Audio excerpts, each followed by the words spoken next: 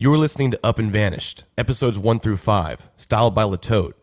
Latote is a fashion subscription box that brings name brand clothing right to your doorstep for a low monthly fee.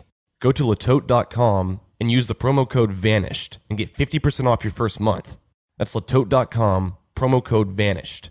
Who say just let us sing the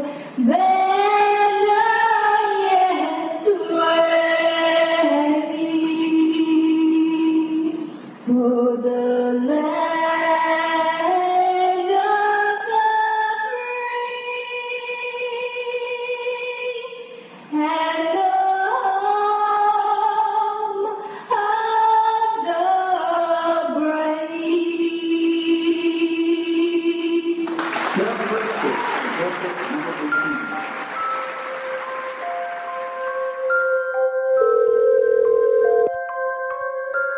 Hello.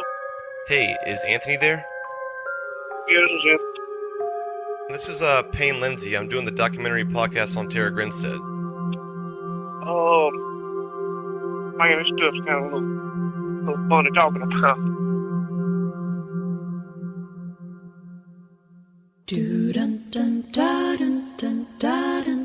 10 years ago today marked the last time anybody reported seeing or talking to Tara Grinstead. Officially, police are calling this a missing persons GBI case. officials say investigators latex gloves found in $80,000 reward is being offered Where for information. is Tara Grinstead? From Tenderfoot TV in Atlanta, this is Up and Vanished, the investigation of Tara Grinstead.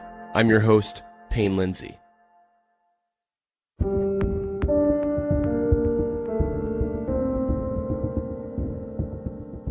Before I jump into my interview with Anthony Vickers, we need to go over some of the finer details in this case. There were two major pieces of evidence that investigators found at Tara's home. The first, and perhaps the biggest one, was a single latex glove found in Tara's yard. Here's Maurice Godwin on the glove. It was in front of the steps, and it was laying there at the edge of the grass and some pine straw. They collected it, and they did analysis on it. They found full profile of white male DNA on the glove.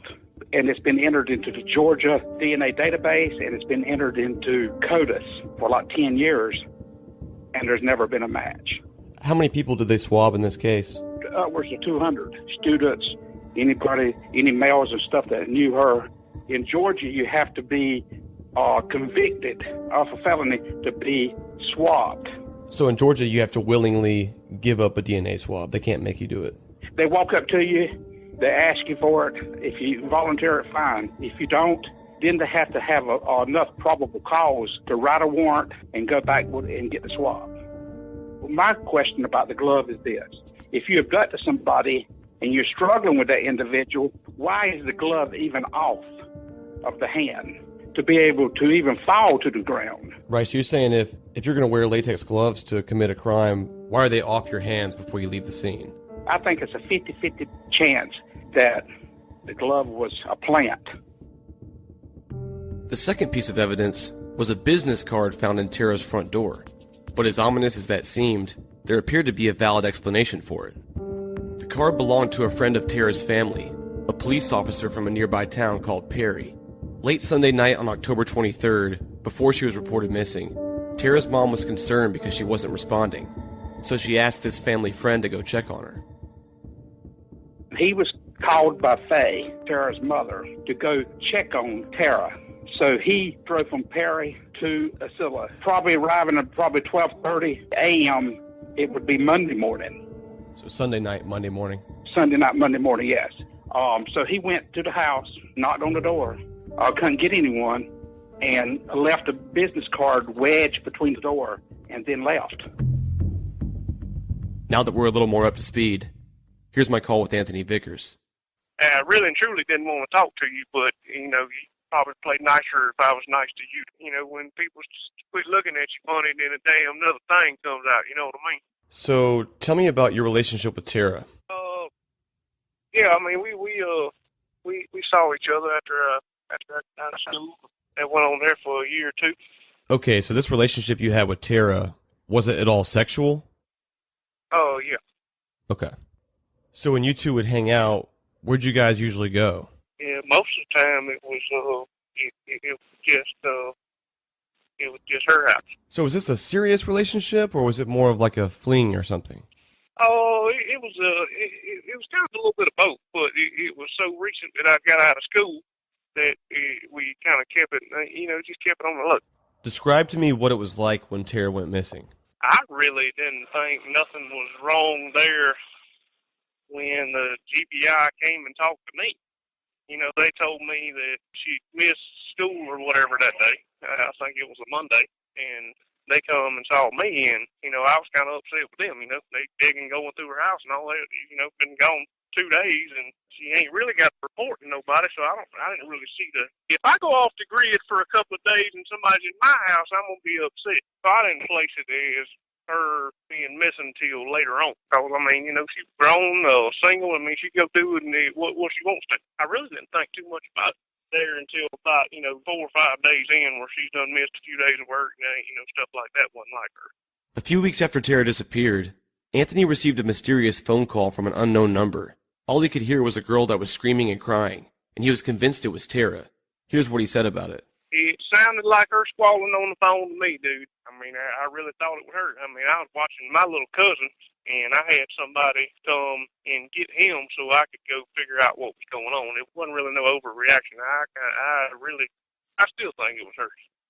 And the story I got told is they researched it, and it was a known drug dealer's house. That's what they told me. I'm like, wow, that's awesome. Yeah, I'm sure. How did y'all know that?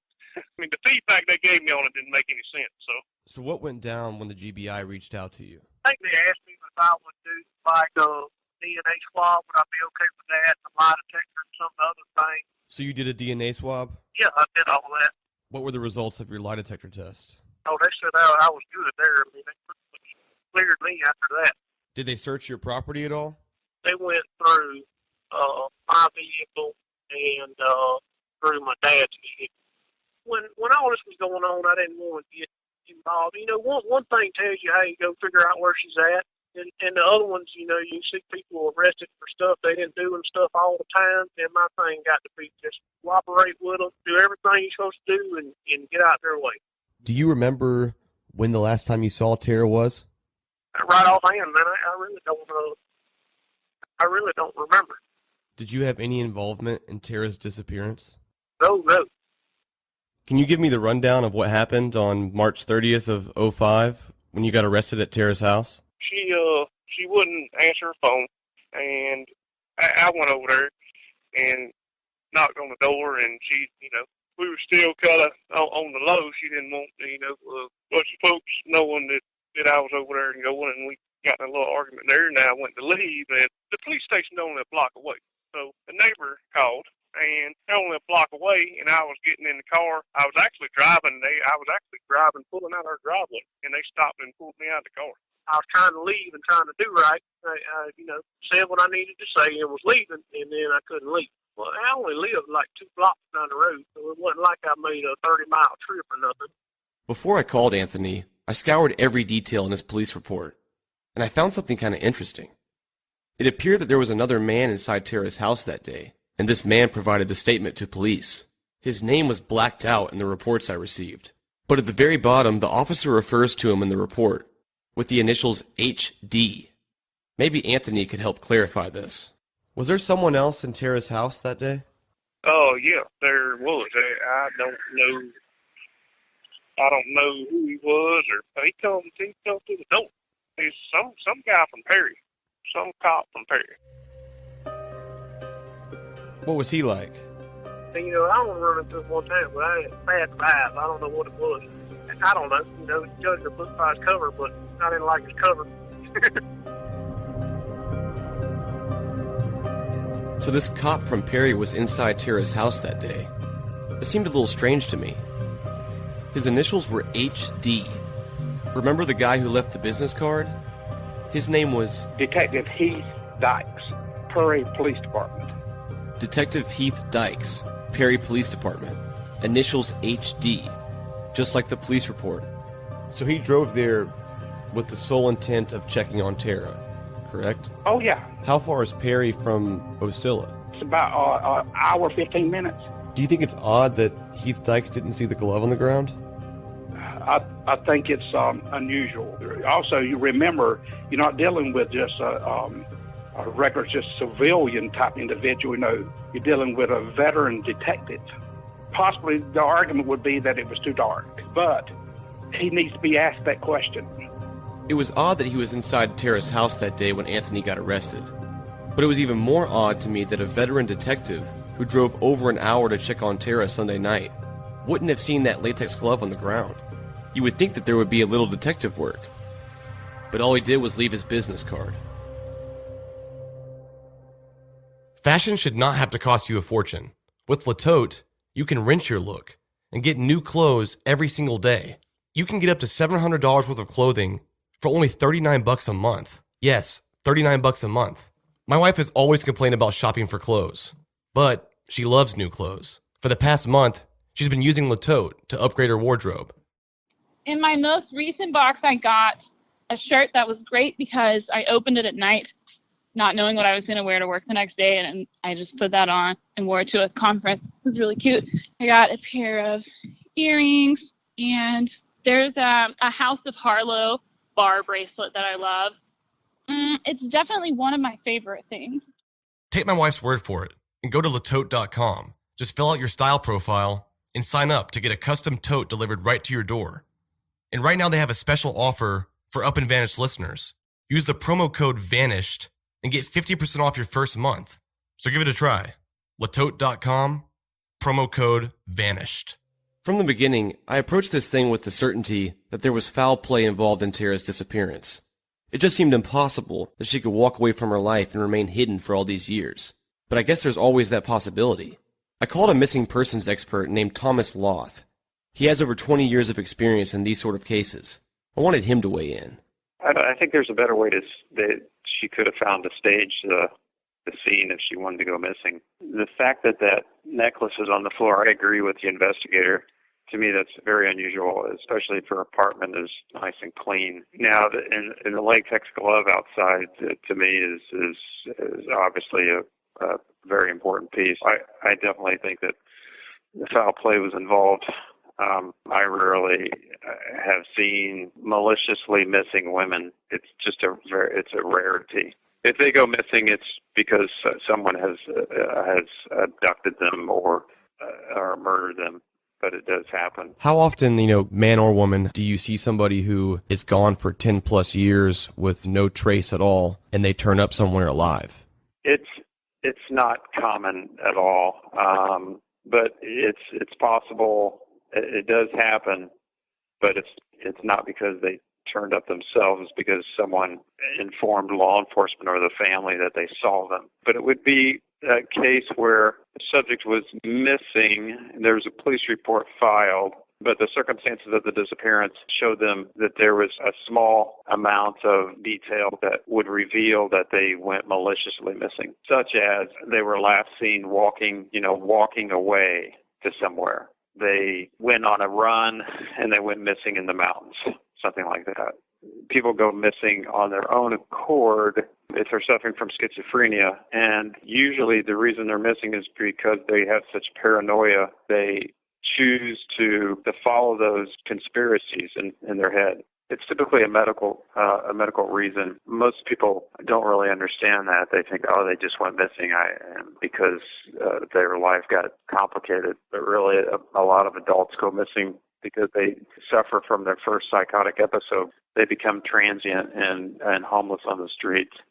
I would definitely lean on foul play on this case because all the signs are there, really. She had multiple boyfriends. One of them got jealous. And she let them in the apartment for some reason to talk, probably. And their intent was different from, what she obviously expected.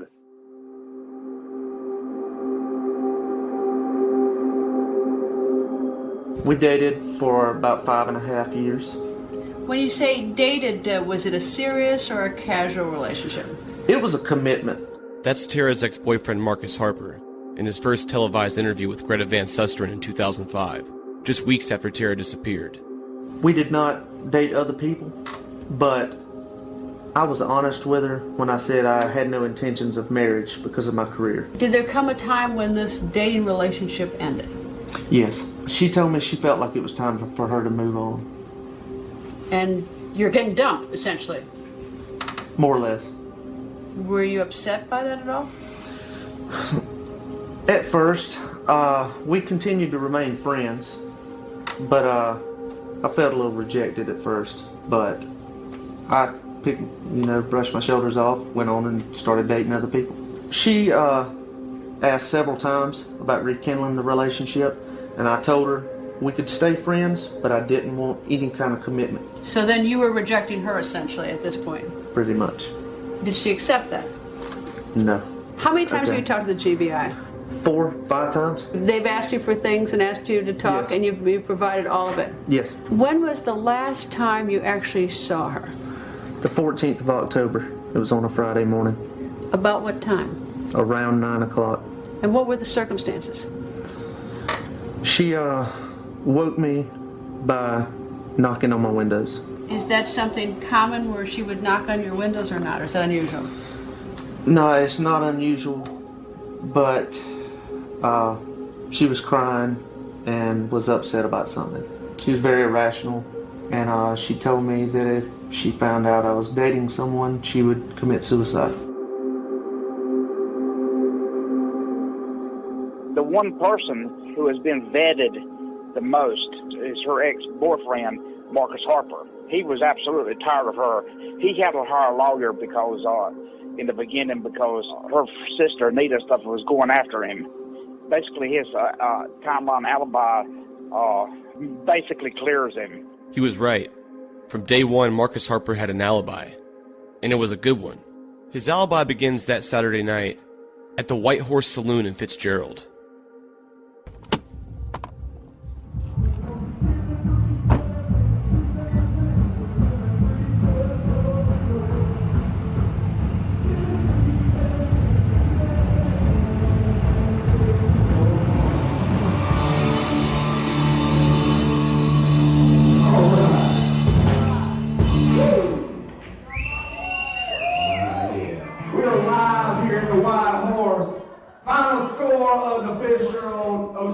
game 56-19. 56-19 Fitzgerald.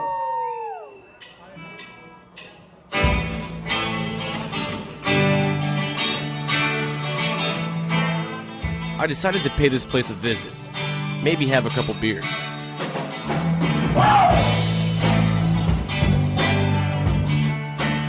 I made some small talk with people at the bar, and best believe they all had their own theory about Tara.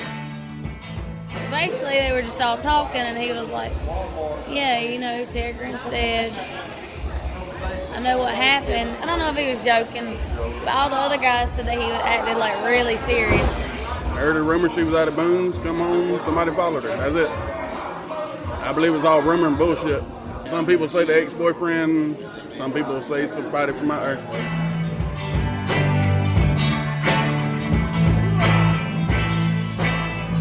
So what was Marcus Harper's rock-solid alibi?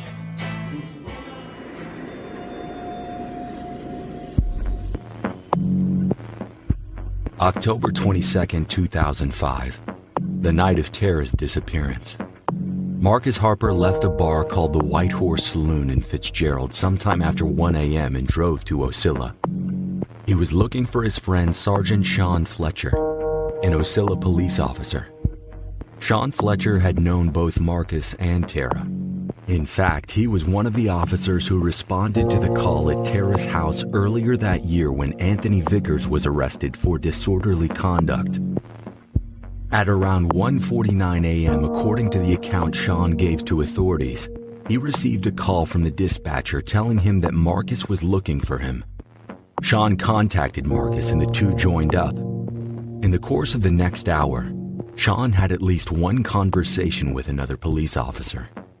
Shortly after 2:45 a.m., Fletcher was summoned to a house on West 4th Street where a local man named Benny Merritt, who was known for his erratic behavior, had allegedly walked inside someone's house and had refused to leave. Marcus joined Sean on that call. By the time they arrived, Benny Merritt, was gone. A few minutes later, Sean and Marcus left the residence and searched for him. Authorities reported that the man appeared intoxicated and was later apprehended by a sheriff's deputy after he frightened a night clerk at a local gas station about a mile outside of Ocilla. According to records reviewed by the Georgia Bureau of Investigation, both Sean and Marcus responded to this call at the gas station, and by the time they were done, it was 4:28 a.m. A few minutes later, Marcus claims he headed home to sleep. Marcus Harper's mother also vouched for his return home that night around 5 a.m. and said he went straight to bed.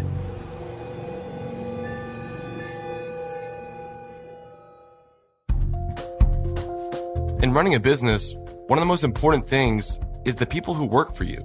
And hiring the perfect candidate can not only be stressful, but really time-consuming. With ZipRecruiter.com, you can post your job to 200 plus job sites, including social media like Facebook and Twitter. All with one single click. You can find job candidates in any city or industry nationwide. You just post the job once and watch your qualified candidates roll into ZipRecruiter's easy-to-use interface. There's no more juggling emails or calls to your office.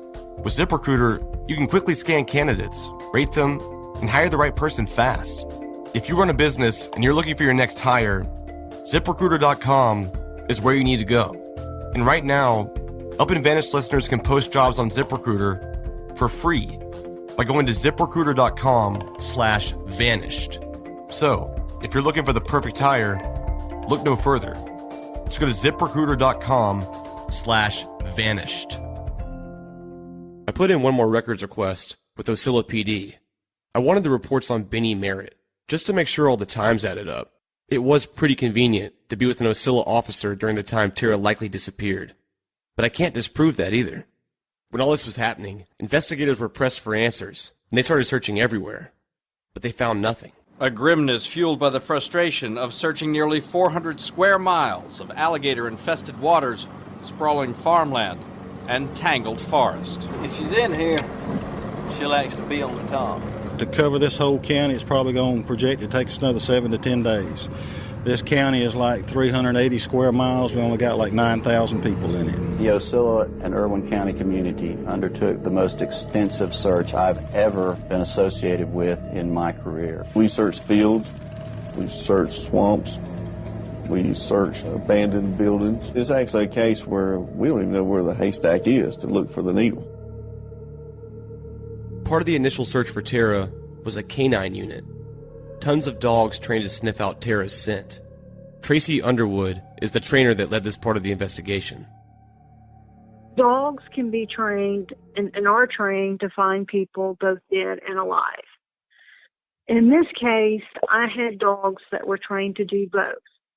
So the initial response was, of course, unless we find evidence that tells us otherwise, we assume that the person we're looking for is alive. Unfortunately, being a week from the time she was last seen, as far as tracking, after a week, especially in, this type of hot South Georgia weather with the sun and dry conditions that we had back then, if she did just walk away from her home, the scent for a tracking dog after a week would be totally gone. Oh, wow. We just did what we call area searches. So we just took the dogs to an area and had them check the area, not so much for a track, but just an area to see if they could pick up any human scent. The other thing that's important to note, Payne, about dogs is that the dogs always tell us two things. They'll tell us where something is, but what is just as important, and then sometimes even more important, is that they tell us where something isn't. We searched for over a year for this individual in North Georgia, and we searched 28 different places over that year. And long story short, we winded up finding him on the 29th search. Wow. The dogs were 100% correct. They told us, in all those previous 28 times we searched, guys, I don't know where he is, but he's not here. Okay. So that would certainly, and did apply to Tara's case and would continue applying to her case if we do search for her again. So what were the results of the initial search for Tara? We've been asked to go down there over the years. I would dare say at least 20 or 30 times we have been down there searching in different places. Mm-hmm. And we searched hundreds and hundreds of acres. So when I say 30 searches, that means 30 times we went down there. I mean, we may have searched, 10 different places in one day. Right. With all of that, the only thing that the dogs showed any indication to was a burned house that had burnt down actually when we were down there. And they did alert there at the burnt remains there at the house. When dogs do, quote, alert or indicate to something, we have to look and investigate and say, hey, is it something that's related to this case, or is it totally unrelated to what we're looking for? Why did the dogs alert or indicate in this area at this spot? Is it related to our case? In this situation, we determined that they were responding to some septic lines or sewage because it was an old house with exposed pipes and things like that. Based on the searches you guys did, throughout Osceola and the Irwin County area, do you think that it's possible Tara's body is still there and it was missed, or the right area wasn't searched? Well, I will say this, Payne. You can't rule out any area 100% until you find the person. There's always that possibility, absolutely. But the search efforts and everything and all the resources that were used, is she there? The probability of that would be, I think, pretty low. But you can't clear an area 100% until the person's been found. I've been doing this for about 25 years. I would say about 99% of these cases, they're pretty black and white. And I would say Tara's case is that rare exception. Can we definitively say she was kidnapped? Can we definitively say that she just walked away? Can we definitively say that she started a new life somewhere? That's a question that really can't be definitively answered. Personal and professional opinion, do I think it's ever going to be solved? I do. We all still have to have that hope. However long it takes, Payne, we're in it for the duration.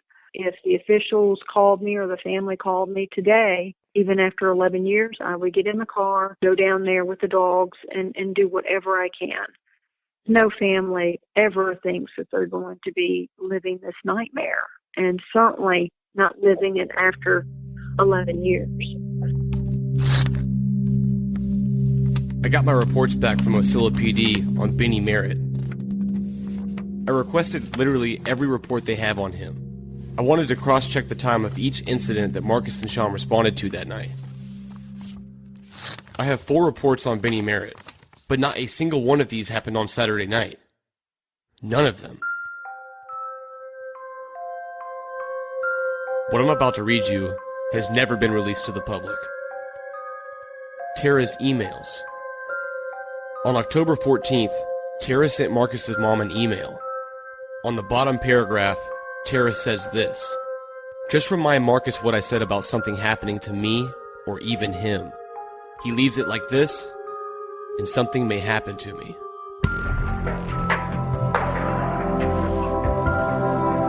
Thank you guys for listening to episode 3 of Up and Vanished. I am getting married on September 17th, so the next episode might be a little shorter than usual. Sorry guys. I've had a ton of feedback from you guys about making this podcast weekly, and trust me, I would love to do that. I'm in the process now of trying to make that happen.